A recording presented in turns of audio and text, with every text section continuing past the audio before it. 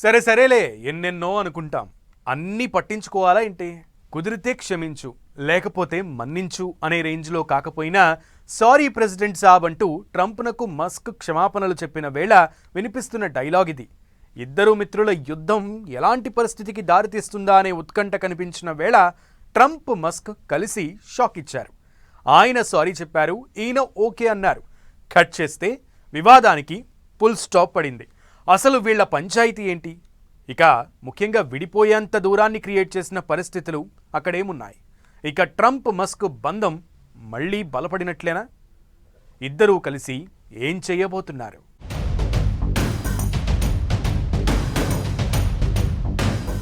ట్రంప్కు క్షమాపణలు చెప్పిన Musk, it's ఓకేలే అని మస్క్కు చెప్పేసిన ట్రంప్ అంతలా ఎందుకు తిట్టుకున్నారు? ఇప్పుడెందుకు కలిసిపోతున్నారు? ట్రంప్ మస్క్ మధ్య పంచాయితీ ఏంటి? ఇద్దరి బంధం మళ్ళీ బలపడబోతోందా? దోస్త్ మేరా దోస్త్ అంటూ ఇక చెట్టా పట్టాలేనా? ఒకరికి ఒకరు ఆ ఇద్దరు ఒకే కల కన్నారు. ఒకరు ఎదిగితే ఇంకొకరు నీడలా ఉంటారనుకున్నారు. కట్ చేస్తే సీన్ రివర్స్. గొప్ప గొప్ప యుద్ధాలన్నీ మన అనుకున్న అన్నట్లు ట్రంప్ మస్క్ బంధం బ్రేక్ కావడానికి పెద్ద టైం పట్టలేదు. తిట్టుకునేంత దూరం పెరిగింది. రొమాన్స్ కు బ్రేకప్పేనా? ఇద్దరూ కలవరా? మిత్రులుగా మారిన ఒకప్పటి శత్రువులు మళ్లీ శత్రువులుగా మిగిలిపోతారా అని చర్చ జరుగుతున్న సమయంలో ప్రపంచం ఊహించని పరిణామం చోటు చేసుకుంది. ట్రంప్నకు మస్క్ సారీ చెప్పేశారు. అర్ధరాత్రి ఫోన్ చేసి మరీ మస్క్ క్షమాపణలు చెప్పినట్లు తెలుస్తోంది.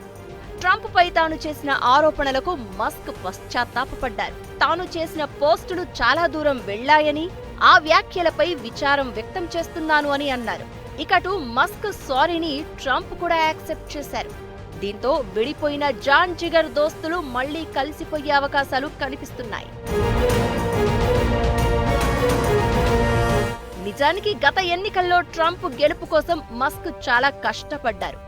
గెలిచింది ట్రంప్ అయినా గెలిపించింది మస్క్ అనే స్థాయిలో ప్రచారం జరిగింది.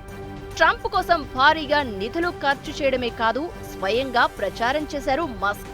ఇక విజయం సాధించిన తర్వాత ట్రంప్ కూడా పొలిటికల్ కొత్త సూపర్ స్టార్ అంటూ మస్క్ ను ఆకాశానికెత్తేశారు.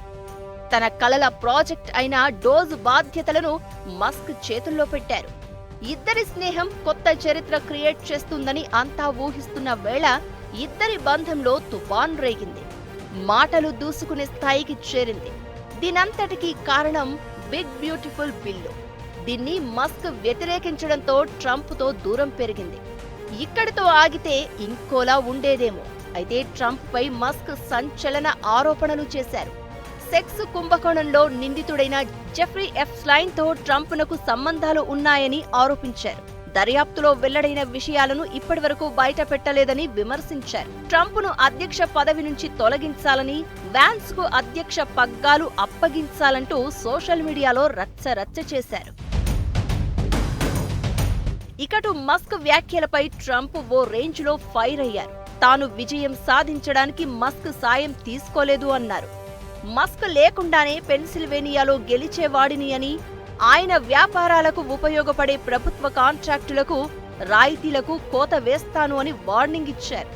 మస్క్ వ్యాఖ్యలపై పలువురు ప్రముఖులు కూడా తీవ్ర స్థాయిలో ఫైర్ అయ్యారు. దీంతో ట్రంప్ పై ఆరోపణలు చేస్తూ పెట్టిన పోస్టును మస్క్ డిలీట్ చేశారు. ఇక ఇద్దరి మధ్య బంధానికి ఎండ్ కార్డు పడినట్లే అని ప్రచారం జరుగుతున్న వేళ ఈ వ్యవహారం ఊహించని మలుపు తీసుకుంది. ట్రంప్కు సారీ చెప్తూ మస్క్ పోస్ట్ చేశారు.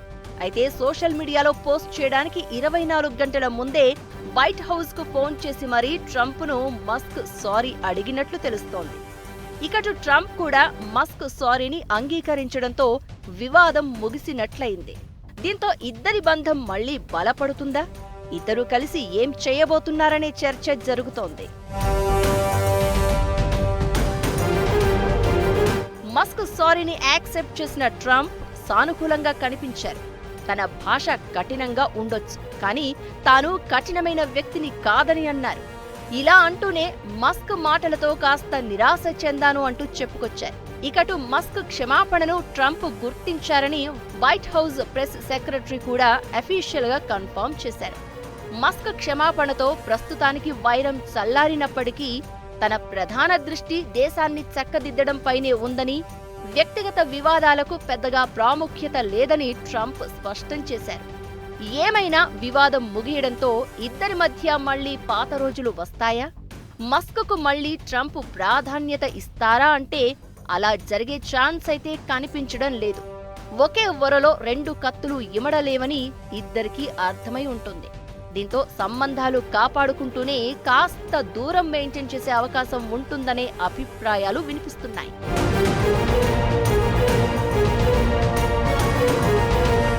ట్రంప్తో విభేదాల తర్వాత మస్క్ చేసిన రచ్చ అంతా ఇంతా కాదు.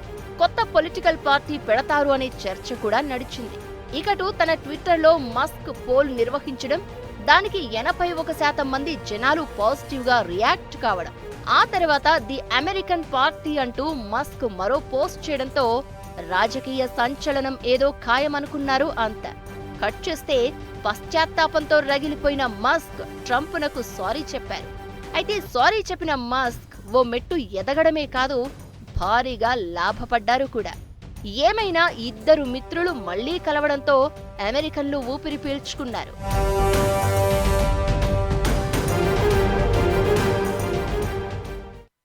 ఎట్లయితే గట్లాయే అని ట్రంప్తో తాడోపేడో తేల్చుకునేందుకు రెడీ అయినట్లు కనిపించారు మస్క్ ఓ స్టేజ్లో. కట్ చేస్తే ఫోన్ చేసి ఓసారి, పోస్ట్ చేసి ఇంకోసారి సారీ చెప్పేశారు. మస్క్లో ఇంత మార్పేంటి? అమెరికా అధ్యక్షుడితో యుద్ధం కరెక్ట్ కాదనుకున్నారా? లేదంటే తన మాటలే తనకు తప్పనిపించాయా? ఆయనలో ఇంత పశ్చాత్తాపం ఎందుకు? మస్క్ సారీ చెప్పడం వెనుక అసలు కారణం వేరే ఉందా? ఒక్క క్షమాపణతో మస్క్ భారీగా లాభపట్టారా?